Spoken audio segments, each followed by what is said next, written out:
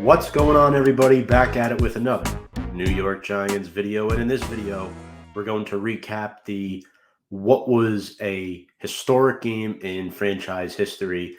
Not in the best way, but more in a moderate way. The Giants tied the Washington Commanders 20-20. This is the franchise's first tie since 1997. Now, I'm going to dive into a brief recap of this game, folks. But first, before I do that, make sure to go check us out if you haven't already on all of our social media platforms on Instagram, Twitter, and YouTube at Big Blue Avenue. Appreciate all the support. And friendly neighborhood reminder, this episode is presented by our proud sponsor, BetUS. If you like to bet, you can sign up with our promo code right there at Join125. Get a 125% sign-up bonus where you bet on the go, anywhere, anytime, straight from your mobile device. That is BetUS, America's #1 favorite sportsbook, where the game begins. And now I want to dive into the meat of this episode, our Week 13 recap. So, as I just mentioned, the Giants tie the Washington Commanders, a game where the Giants had control late. Giants fall to 7-4-1 on the season. And a little bit of history about this Giants tie. The last time Big Blue tied was November 23rd, 1997. Ironically, that was in Week 13 of that season against none other than the Washington Redskins. Oddly enough, the Giants also fell to 7-4-1 at that point.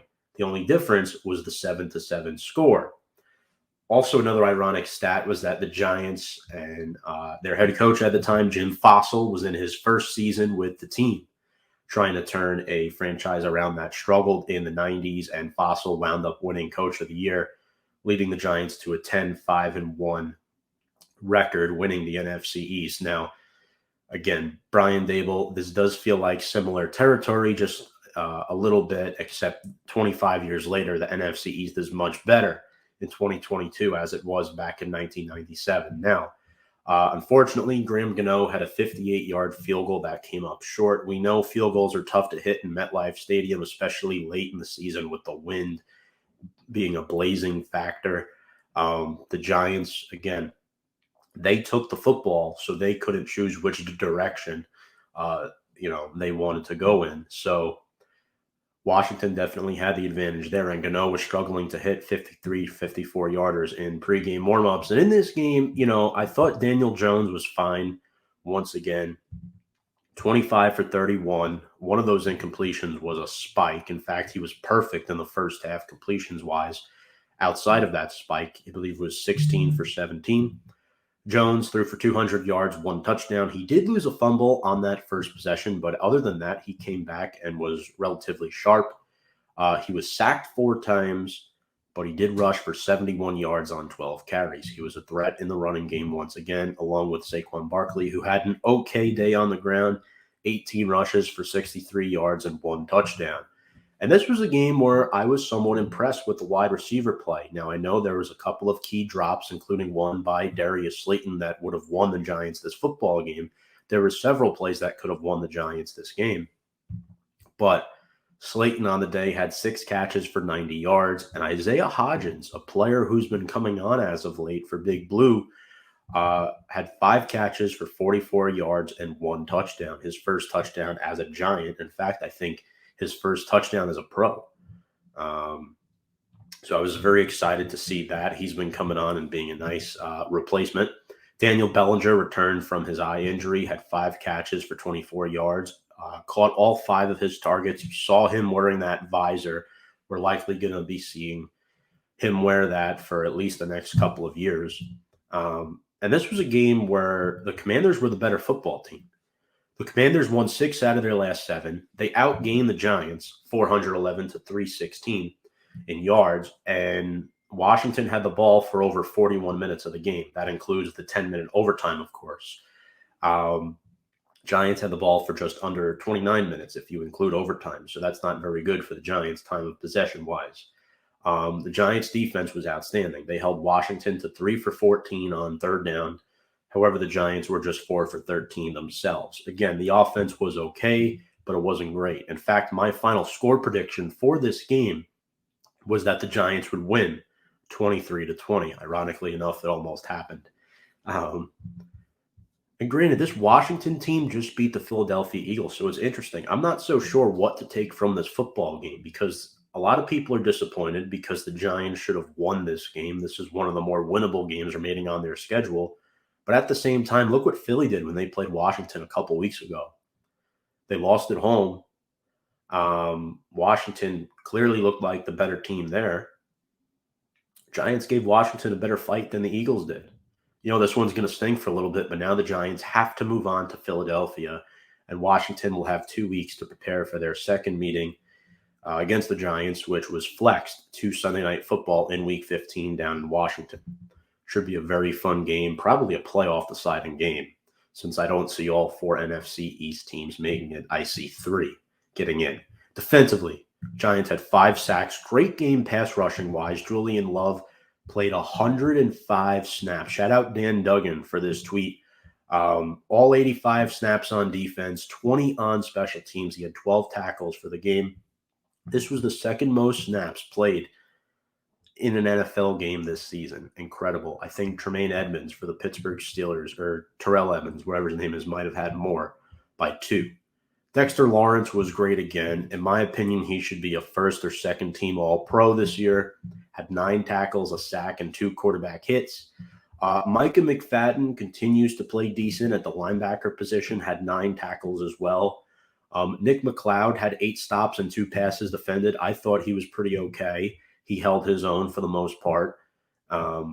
Zion Gilbert, 7 stops, and then Fabian Moreau, who's currently our number 1 corner. Great to see him back on the football field. He was on Scary Terry most of the game, who did have a 100-yard game.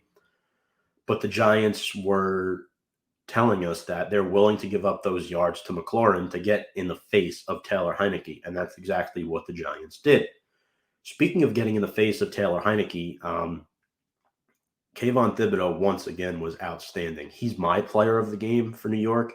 He had 5 tackles, 1 sack, 1 tackle for loss, and 2 QB hits. Finally, the sacks are starting to come, right? Now, he only has 2 on the season, but he has been the best rookie pass rusher at his position this season.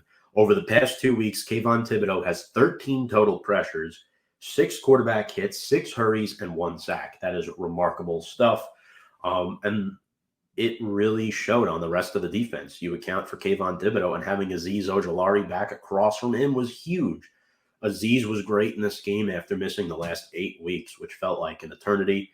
Had 2 QB hits, a forced fumble, and a sack in limited reps. So I was impressed with his performance as well. Just the impact of having Kayvon and Azeez both back, it opened up the floodgates for guys like Dexter Lawrence, who had a sack. Justin Ellis had a sack in this game. Who would have ever thought? Jahad Ward had a sack as well, along with 2 QB hits. So, it was very interesting to see what the Giants were able to do defensively. The fact that their secondary is lacking right now, their pass rush has to make up for it. So even though Adoree Jackson will likely miss the next 2 to 3 weeks, having Azeez Ojulari back across from Kayvon Thibodeau is absolutely astronomical for this defense. Special teams, I thought Jamie Gillen has gotten a little bit better as the season's progressed. He did have a bad shank in this game. He punted 7 times for an average of 46.3 yards. 3 of the 7 punts were down inside the 20-yard line. Now, when I look at Washington in this game, Heinicke had a good game throwing the football, 275 yards and 2 scores, but he was sacked 5 times and lost a fumble. Again, in a Wink Martindale defense, you're likely going to give up more yards than not. And that's the way the Giants are going to play. Brian Robinson Jr. was held to 96 yards on 21 rushes. Not so bad for a attacking this year with the banged up Leonard Williams. The receivers did well for Washington. McLaurin, 8 for 105 and a score. Jahan Dotson, 5 for 54 and a score. Curtis Samuel, 6 for 63, but Washington only scored 20 points. It was just, again, I just wish the interior offensive line would have held up a little more. The numbers that really concerned me in this game were what Washington was able to do, and that's why we talked about Jonathan Allen and Daron Payne on our live stream last week. Jonathan Allen had 8 tackles and a sack. Daron Payne had 4 tackles and 2 sacks.